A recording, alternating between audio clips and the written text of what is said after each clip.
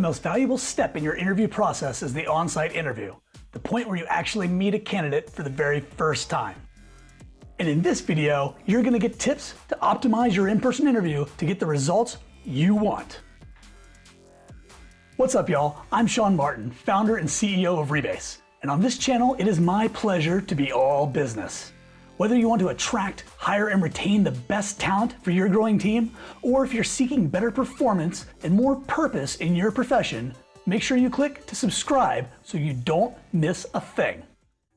As an employer, the in-person interview is critically important to determining whether you want to move forward with the hiring process. And for candidates, it can make or break their decision on whether they want to work for you. So here are 4 tips to get the most out of your in-person interviews. Tip numero uno, get everyone on your team aligned on expectations and outcomes. You know, most on-site, in-person interviews involve a team of interviewers. And is everyone on your team clear on the purpose of your interview? Is this the final step before you make a decision on hiring? Or will there be further evaluation stages? Are particular people on your team responsible for evaluating specific technical skills or culture fit? Do they even know how and when they're supposed to provide feedback?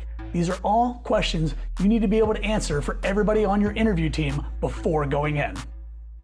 Tip 2, make sure you've allotted enough time to effectively evaluate everything you need to evaluate. Once you know what the goals of this interview are you absolutely sure that you've scheduled enough time to effectively meet those goals? If the interview happens to start 10 to 20 minutes late, are you going to have to rush through it because you or a member of your interview team are scheduled back-to-back in other meetings? Rushing through an interview isn't an enjoyable experience for anyone.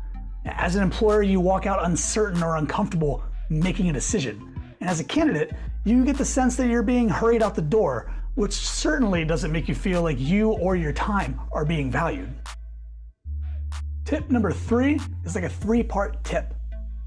You want to make sure you involve the right people and the right amount of people. You don't want to involve too many people or too few, and you want to make sure that you've got the right combination of folks on your interview team. So if you know what you want to evaluate, do you have people in the room who are capable of that evaluation? And as far as interview team size goes, I find that a team of 2 to 3 interviewers really helps conversation to flow naturally. One-on-one interviews are more personal and intimate, but they can sometimes stall out partway. And if you go the other direction and you outnumber the candidate too much, well, it starts to feel really more like an interrogation than an interview, which really should be a conversation. And I understand, sometimes you need more people to properly evaluate. And if you absolutely need more than 2 or 3 team members involved in order to make a decision, try breaking the interview into multiple sequential sessions during the same visit. And during the same visit is crucial. There's nothing more aggravating to a candidate than having to come back to your office a few days or a week after they thought they already met with everyone. Not to mention, you're kind of unnecessarily dragging out the decision-making process on your end. So the last tip I have for you is to provide proper training for your interview team. The best way to scale any interview process is to have that team of people you trust to evaluate a candidate. If there's one single person who must interview every single candidate, whether that person is you or it's someone else, then that person is what we would like to call a single point of failure, a choke point, a bottleneck, whatever you want to call it. But how quickly and smoothly you can move a candidate through the recruiting process ends up entirely dependent on that one person's availability.